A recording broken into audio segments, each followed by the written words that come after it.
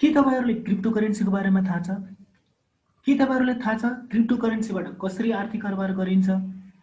के तपाईहरुलाई थाहा छ क्रिप्टोकरेन्सीको प्रयोगले कसरी कुनै पनि देशको आर्थिक प्रणालीले असर पारिरहेको छ? हो, आज हामी यही क्रिप्टोकरेन्सी भन्ने विषयवस्तुको आधारित भएर केही चर्चा गर्नेछौँ।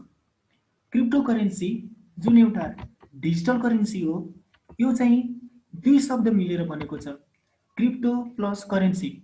अब यो क्रिप्टो भन्ने शब्दको लिटरल मिनिङ खोजेर हेर्ने हो भने क्रिप्टोको अर्थ सिक्रेट अथवा हिडन भन्ने रहेछ। अब यो क्रिप्टोकरेन्सी चाहिँ सन् 2008 मा आविष्कार भएको हो, तर चाहिँ यो क्रिप्टोकरेन्सीको आविष्कार गर्ने व्यक्ति जुन हुनुहुन्छ उहाँलाई अझैसम्म पनि पत्ता लगाउन सकिएको छैन। र यो क्रिप्टोकरेन्सी जुन 2008 मा आविष्कार भएर अहिले आएर 2020 सम्म पुग्दाखेरि मोर देन 6000 भन्दा बढी टाइप्स अफ क्रिप्टोकरेन्सी मार्केटमा एभाइलेबल छन्, जसमध्ये केही इक्जाम्पलहरूको रूपमा चाहिँ हामी चाहिँ बिटकोइन, इथेरियम, रिपल एक्स कार्पी र लिटकोइनलाई लिन सक्छौँ। अब यो डिजिटल करेन्सीहरू हुनुहुन्छ जुन चाहिँ हाम्रो ट्रेडिसनल करेन्सी भन्दा फरक छन्, जुन चाहिँ हामी कागजी नोटमा पनि हेर्न पाउँदैनौँ, तर पनि यी डिजिटल करेन्सीहरूको चाहिँ भ्याल्युहरू यति धेरै हाई छन् भन्ने कुरा हामी अनुमानभन्दा पनि बाहिर छन्। अब यसरी हामी यो डिजिटल करेन्सीलाई आफ्नो ट्रेडिसनल करेन्सीहरूसँग दाजेर हेर्दाखेरि for example 1 bitcoin equal to 12,31,274.0.5 Nepalese रुपियाँ आउन सक्छ भने, त्यस्तै 1 इथेरियम इक्वल्स टु 40,154.92 नेपाली रुपियाँ हुन आउँछ भने 1 XRP इक्वल्स टु 27.73 नेपाली रुपियाँ आउँछ। त्यस्तै 1 लिटकोइन इक्वल टु 5,187.84 नेपाली रु हुन आउँछ। अहिले हामी एकअर्काको मोबाइलमा हेर्न पाएको, हामी एकअर्का साथीलाई रिकमेन्ड गरेको चाहिँ न्यू डिजिटल करेन्सीको कन्सेप्टको रूपमा चाहिँ हामी पिआईले लिन सक्छौँ। यो पिआई जुन अहिले जुन आएको छ, यो पनि एउटा त्यस्तै अन्य डिजिटल करेन्सीहरू सरह नै आफ्नो एउटा छुट्टै मार्केट चाहिँ एउटा छुट्टै मार्केटिङ कन्सेप्ट लिएर आएको छ, जसमा चाहिँ यसको टार्गेट चाहिँ more than 10 millions of unique युजर्सलाई सामेल गराउन रहेको रहेछ। र हामी यसलाई जुन हामी आफ्नो मोबाइलमा जुन हामी इन्स्टल गरेको राखेको छौँ यो पिआई जुन न्यू डिजिटल करेन्सीलाई, र हामी डेली जुन माइनिङ गरिरहेछौँ जस्ट इन द होप कि यसले पनि अन्य डिजिटल करेन्सी सरह नै भोलि गएर मार्केटमा एउटा हाई भ्यालु पाउनेछ, र यसले पनि अन्य डिजिटल करेन्सी सरह नै जुन एउटा डिजिटल करेन्सीको जुन एउटा मार्केटिङ कन्सेप्ट छ जसलाई चाहिँ हामी ब्लक चेन्स भन्छौँ, हो त्यही कन्सेप्टको आधारमा यसले पनि भोलि गएर मार्केटिङ गर्नेछ। र अब बुझ्नुपर्ने कुरा के छ भने हाम्रो यो जुन ट्रेडिसनल करेन्सी छ यो डिजिटल करेन्सीबाट कसरी फरक छ, कसरी यसले अहिले न्यू मार्केटमा चाहिँ पब्लिक्स पाएको छ भन्ने कुरा बुझ्नको लागि हामी एउटा इक्जाम्पलबाट बुझौँ। फर इक्जाम्पल हाम्रो जुन ट्रेडिसनल करेन्सीसँग जोडिएर भएको जुन मार्केटिङ छ, यसमा चाहिँ दुईटा कस्टमरको बिचमा एउटा ब्याङ्क राखेर हेरौँ। फर इक्जाम्पल यो कस्टमर हुनुहुन्छ, उहाँले के गर्नुहुन्छ भने आफूसँग भएको पैसा चाहिँ ब्याङ्कमा गएर डिपोजिट गर्नुहुन्छ। अब ब्याङ्कले चाहिँ के गर्छ भने जुन डिपोजिट गर्ने जुन कस्टमर हुनुहुन्छ उहाँलाई चाहिँ केही इन्टरेस्ट रेट चाहिँ प्रदान गर्नुहुन्छ जुन चाहिँ लो हुन्छ। अब लो फर इक्जाम्पल 0.5% लिएर हेरौँ, र सेम जुन हाम्रो एउटा कस्टमरको डिपोजिट मनी छ यसलाई चाहिँ यदि कसैले लोनको रूपमा चाहिँ लिन खोज्नुभयो भने ब्याङ्कले चाहिँ उहाँलाई चाहिँ एउटा हाई इन्टरेस्ट रेटमा चाहिँ प्रदान गर्नुहुन्छ। अब फर इक्जाम्पल यो ब्याङ्कले चाहिँ उहाँलाई 4% को दरमा चाहिँ इन्टरेस्ट रेट लगाएर चाहिँ लोन प्रदान गर्नेछ। अब हाम्रो यो डिजिटल करेन्सीमा के देखिन्छ भने डिजिटल करेन्सी एउटा peer to peer based concept of marketing concept हो भने यसमा चाहिँ लिने र दिने मान्छेको बिचमा एउटा एग्रिमेन्ट हुन्छ जुन चाहिँ डाइरेक्ट हुन्छ र यो डाइरेक्ट डिजिटल सिग्नेचरकोमा आधारित हुन्छ जसमा कुनै पनि ब्याङ्कको इन्टरमेडिएटरी रोल चाहिँ हुँदैन र यसले चाहिँ के देखाउँछ भने यो कन्सेप्टबाट मार्केटिङ गर्दाखेरि लोन लिने र दिने दुवैलाई केही न केही हदसम्म हाम्रो ट्रेडिसनल मार्केटभन्दा फाइदा चाहिँ भएको देखिन्छ। अब यसमा कसरी देखिन्छ भने फर इक्जाम्पल जुन यो लोन लिने मान्छे हुनुहुन्छ उहाँले 2% मात्र यदि इन्टरेस्ट रेट बुझाउनु पर्यो भने अभियसली हाम्रो यो जुन ट्रेडिसनल मार्केट छ त्योभन्दा यो लेस नै भयो। र अर्कोतिर हेर्ने हो भने जुन लोन दिने मान्छे हुनुहुन्छ उहाँले पनि यो ब्याङ्कले दिने ब्याजभन्दा बढी ब्याज पाउनुहुन्छ हो।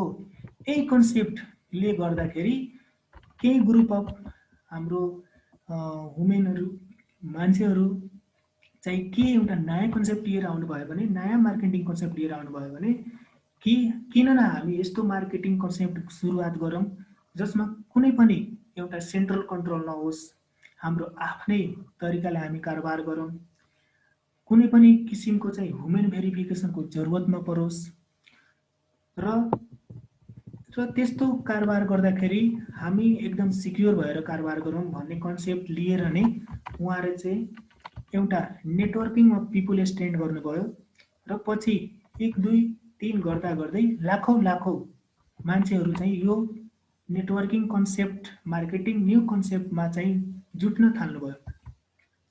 अब यो क्रिप्टो करेन्सी र यो हाम्रो यो जुन ट्रेडिसनल करेन्सी छ यसको बारेमा अझ बुझ्नको लागि अर्को इक्जाम्पलबाट पनि हामी बुझ्न सक्छौँ। फर इक्जाम्पल हामीसँग जुन ट्रेडिसनल करेन्सी छ भोलि गएर कसरी यो क्रिप्टो करेन्सीमा कन्भर्ट हुनेवाला छ, कसरी मान्छेहरू चाहिँ यो क्रिप्टो मार्केटमा प्रवेश गर्दाखेरि हाम्रो ट्रेडिसनल करेन्सी छ त्यसको भाव चाहिँ घट्दै जान्छ भन्ने कुरा बुझ्नको लागि हामी यसरी बुझौँ। फर इक्जाम्पल हामीसँग दुईटा मार्केट छ, एउटा ट्रेडिसनल मार्केट छ र एउटा क्रिप्टो मार्केट छ। अब ट्रेडिसनल मार्केटमा चाहिँ युज हुने मनी चाहिँ करेन्सी चाहिँ ट्रेडिसनल करेन्सी हो भने हाम्रो क्रिप्टो मार्केटमा युज हुने करेन्सी चाहिँ त्यही क्रिप्टो करेन्सी अथवा डिजिटल करेन्सी नै हुन्छ। अब ट्रेडिसनल मार्केटमा फर इक्जाम्पल एउटा मोबाइल छ जसको भाव चाहिँ ट्रेडिसनल मार्केटमा 1 लाख रहेछ भने त्यही हाम्रो क्रिप्टो मार्केटमा चाहिँ यसको भाव चाहिँ 60,000 छ। अब बिइङ अ ह्युमन बिइङ हाम्रो नेचर के छ भने हामी जहिले पनि सोच्छौँ कि सकेसम्म त्यही क्वालिटीको सामान जुन मार्केटमा हामीलाई सस्तो पाउँछ हामी सकेसम्म त्यही मार्केटमा गएर किनौँ। तर अब हामीसँग दुईटा कुरा छ। अब के हुन सक्छ भने कि त हामीसँग भएको एभाइलेबल भएको ट्रेडिसनल करेन्सीको युज गरेर त्यो ट्रेडिसनल मार्केटमा पसेर भएको मोबाइल किनौँ कि क्रिप्टो मार्केटमा केही गरी प्रवेश गर्न पाइयो भने हामी सस्तो भावमा पाएको मोबाइल चाहिँ लिन सकौँ। अब तर के देखिन्छ भने सबैसँग अब क्रिप्टो करेन्सी हुँदैन। सो हामी के खोज्न थाल्छौँ भने जोसँग अब क्रिप्टो करेन्सी छ उहाँसँग हामी एक्सचेन्ज गर्नतिर लाग्छौँ आफ्नो ट्रेडिसनल करेन्सी। अब यसको लागि त एउटा माध्यम चाहिन्छ जसमा चाहिँ दुईटा कुरा हुन्छ।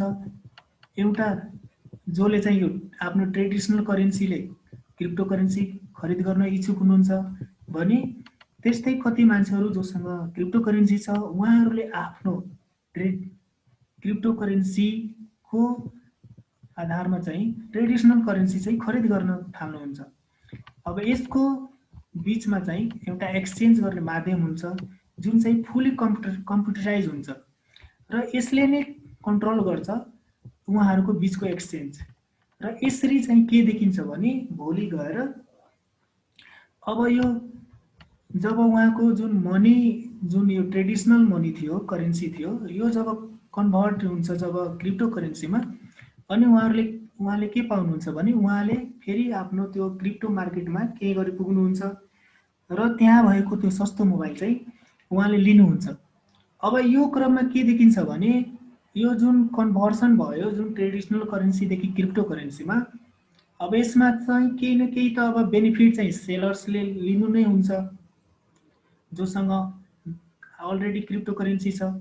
अब के गर्नुहुन्छ भने जो मान्छेले आफ्नो ट्रेडिसनल करेन्सी जुन कन्भर्ट गर्न गइरहनु भएको छ उहाँसँग त्यही बराबर एमाउन्टको क्रिप्टो करेन्सी पाउनको लागि केही न केही बढी आफ्नो ट्रेडिसनल करेन्सी चाहिँ प्रदान गर्नुहुन्छ। फर इक्जाम्पल उहाँलाई 60,000 बराबरको क्रिप्टो करेन्सी पाउनलाई उहाँले ट्रेडिसनल करेन्सी अबाउट 70,000 यदि सेलर्सलाई दिनुभयो भने सेलर्सले 10,000 बेनिफिट पायो। अब यसरी हेर्दै हो भने जस्ट हाम्रो आफ्नो एउटा सस्तो पाउने मार्केटमा पाउने सस्तो सामान किन्नको लागि आफ्नो ट्रेडिसनल करेन्सी जानी नजानी हामी क्रिप्टो करेन्सीमा कन्भर्ट गर्न पुग्यौँ र आफ्नो ट्रेडिसनल करेन्सीको भाउ बिस्तारै घटाउँदै गइरहेछ भने त्यही क्रममा चाहिँ क्रिप्टो करेन्सीको भाउ बिस्तारै बढ्दै गइरहेको छ। तर यो क्रिप्टो करेन्सीबाट हुने जुन मार्केटिङ कन्सेप्ट छ यो एउटा आफैमा एउटा क्रिप्टो मार्केट भनेको एउटा हिडन मार्केट भएकाले त्यहाँ धेरै सम्भावना छ कि त्यहाँ अन्य सामान सँगसँगै लागु औषध जस्ता सामानहरू त्यस्तै हात हतियार जस्ता सामानहरू पनि बिक्री नहोलान् भनेर भन्न सकिँदैन। अब यसरी अर्कोतिर हेर्ने हो भने कुनै पनि देशको चाहिँ आर्थिक कारोबारलाई चाहिँ एउटा सेन्ट्रल कन्ट्रोल हुन्छ जसलाई हामी सेन्ट्रल ब्याङ्क भन्छौँ, त्यसले चाहिँ नजिकै हेरेको हुन्छ र त्यसले चाहिँ त्यो देशमा भएको आर्थिक कारोबार चाहिँ पुरै फुली कन्ट्रोलमा राखेको छ हुन्छ। अनि त्यसले चाहिँ त्यही अनुसार चाहिँ आफ्नो देशको आर्थिक जुन कारोबारमा सामेल हुने जुन मुद्रा छ त्यसको एक्सचेन्ज रेट अरू देशको तुलनासँग गरिरहेको हुन्छ, त्यसको एक्सचेन्ज रेट कायम गरिरहेको हुन्छ। तर जब क्रिप्टो करेन्सी र यो हाम्रो ट्रेडिसनल करेन्सी आफैमा जब कन्भर्ट हुन थाल्छन् भने त्यो चाहिँ कन्ट्रोल फुल्ली लस हुन्छ। र यही अहिले के भइरहेछ भने क्रिप्टो मार्केट एकदम विकसित हुन थालेपछि क्रिप्टो करेन्सी बलियो हुँदै जान्छ र यसले चाहिँ हाम्रो जुन एउटा गभर्मेन्टको एउटा सेन्ट्रल कन्ट्रोल हुन्छ मुद्रामा त्यो चाहिँ लस भएर एउटा टाउको दुखाइको कारण बन्न थाल्छ पछि गएर। अब अर्को कुरा के देखेछ भने क्रिप्टो करेन्सी आफैमा बलियो भए पनि भोलि गएर यो पनि चैनले बस्न सक्दैन, बिकज अहिलेको जुन डेभलपिङ ह्याकर्सहरू हुनुहुन्छ उहाँहरूको टार्गेट चाहिँ अहिलेको करेन्ट सिनारियो हेर्ने हो भने उहाँहरूले चाहिँ जसरी भयो नि यो क्रिप्टो मार्केटमा पसेर क्रिप्टो करेन्सीलाई चाहिँ ह्याक गर्न पायो भने त्यसमा केही भाइरसहरू पठाएर चाहिँ त्यसलाई डिलिट गर्न पायो भने एउटा ठुलो आर्थिक क्षति पुर्याउने भ्यूले चाहिँ उहाँहरू लागि पर्नु भएको छ। अब यसरी हेर्ने हो भने यो चाहिँ क्रिप्टो मार्केटमा जुन एभाइलेबल हुने जुन सामान खरिद बिक्री जुन भइरहेछ आफैमा पनि एउटा सेन्ट्रल कन्ट्रोलभन्दा बाहिर छ, कन्ज्युमर प्रोटेक्सन ल भन्दा पनि बाहिर छ र त्यस्तै यो चाहिँ टार्गेट अहिले चाहिँ ह्याकर्सहरूबाट पनि भएकाले यो पनि एउटा खतराकै सङ्केतमा सङ्केत देखिरहेछ। अब के देखेछ भने केही कन्ट्रीहरू चाहिँ यो क्रिप्टो करेन्सीलाई एक्सेप्ट पनि गरेको छन्, कतिले यसलाई लिगल मानेछन् भने त्यही क्रममा चाहिँ कति देशहरूले अहिले पनि त्यसलाई इलिगल नै मानेको छन्। तर केही एजेन्सीहरू like American Red Cross, UNICEF, even World Food प्रोग्रामले चाहिँ यो क्रिप्टो करेन्सीलाई चाहिँ डोनेसनको रूपमा चाहिँ एक्सेप्ट गर्न थालेको छन्। तर हाम्रो नेपाल जस्तो कन्ट्रीको लागि हेर्ने हो भने क्रिप्टो करेन्सीलाई टोटली एब्सोल्युट ब्यान गरेको छ, जुन चाहिँ ब्यान नेपाल राष्ट्र ब्याङ्कको तर्फबाट भएको पाइन्छ, जुन चाहिँ अगस्त 13, 2017मा भएको पाइन्छ।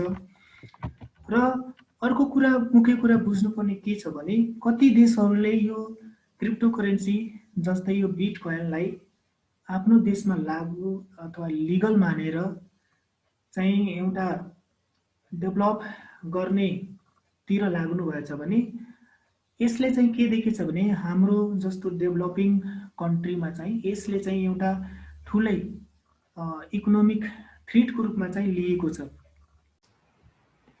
अब निचोडको रूपमा भन्दाखेरि कुनै पनि करेन्सी आफैमा लिगल अथवा इलिगल हुँदैन, चाहे त्यो ट्रेडिसनल करेन्सी होस् चाहे त्यो क्रिप्टो करेन्सी हो। तर चाहिँ के देखिएछ भने क्रिप्टो करेन्सी जुन आफैमा एउटा डिजिटल करेन्सी हो, जसबाट हुने कारोबार चाहिँ एउटा पियर टु पियर बेस रहेछ, जसमा चाहिँ कुनै पनि ह्युमन भेरिफिकेसनको जरुरत छैन हो। यस्तो कारोबार गर्दाखेरि के देखिएछ भने भोलि गएर क्रिप्टो करेन्सीको अधिकतर प्रयोग भयो भने हामीसँग भएको अलरेडी एभाइलेबल भएको जुन ट्रेडिसनल करेन्सी छ, भोलि गएर यसको भाउ मार्केटमा कमी हुँदै आउनेछ। यसको प्रयोग कम हुँदै जाँदाखेरि यो चाहिँ भोलि गएर लोप हुने पनि सम्भावना उत्तिकै छ हो। यस्तो कुरालाई हेर्दै पनि अर्को कुरा के देखेछ भने क्रिप्टो करेन्सी जुन अहिले जुन एउटा न्यू कन्सेप्ट जुन छ सबैतिर, यो जुन एउटा यसको मार्केटिङ कन्सेप्ट जुन छ, जुन चाहिँ एउटा आर्थिक जुन कारोबार भइरहेछ त्यसलाई चाहिँ द्रुत गतिमा अगाडि बढाउनलाई भइरहेको छ। यसको कहीँ न कहीँ लिङ्क चाहिँ एउटा डार्क वेब भन्ने एउटा कालो संसार अफ इन्टरनेटसँग पनि जोडिएर देखिएको छ। अब यसरी हेर्ने हो भने अर्को कुरा के देखिन्छ भने यो क्रिप्टो करेन्सीसँग हुने कारोबार चाहिँ हाम्रो सेन्ट्रल कन्ट्रोल गभर्मेन्टको जुन एउटा कन्ट्रोल हुन्छ त्योभन्दा पनि एउटा बाहिर भएको देखिएको छ। र यसमाथि यस कारोबारसँग जोडिएर हुने आर्थिक किनमेलहरू, सामानहरूको किनमेल जुन हुन्छ त्यसमा चाहिँ कुनै पनि हाम्रो कन्ज्युमर प्रोटेक्सन एक्टको कुनै पनि निगरानी रहेको हुँदैन। अब यसरी सबै कुराहरूलाई बुझ्ने हो भने क्रिप्टो करेन्सीले एकातिर हाम्रो आर्थिक विकासलाई द्रुत गतिमा अगाडि बढाउने पनि उत्तिकै प्रबलता देखिएछ भने यसले कहीँ न कहीँ हाम्रो कुनै पनि कन्ट्रीको चाहिँ एउटा सेन्ट्रल कन्ट्रोल जुन मुद्रामाथि हुन्छ त्यो बिस्तारै हराउँदै जानेछ हो। अब हामीले यो चाहिँ हाम्रोमा भर पर्छ कि हामी भोलि गएर यदि कुनै अवस्थामा चाहिँ यो क्रिप्टो करेन्सीको प्रयोग गर्ने अवस्थामा पुग्यो भने हामी चाहिँ आफ्नो स्वयं विवेकले चाहिँ यसलाई चाहिँ एउटा मानव हितकारीको लागि चाहिँ प्रयोग गरौँ। भोलि गएर यसबाट हुने एउटा सामाजिक क्षति, आर्थिक क्षतिबाट हामी बचेर बसौँ र यस्तो क्रिप्टो करेन्सीको बारेमा सही र तथ्य कुराहरू जानौँ र सही बाटो अपनाऊँ।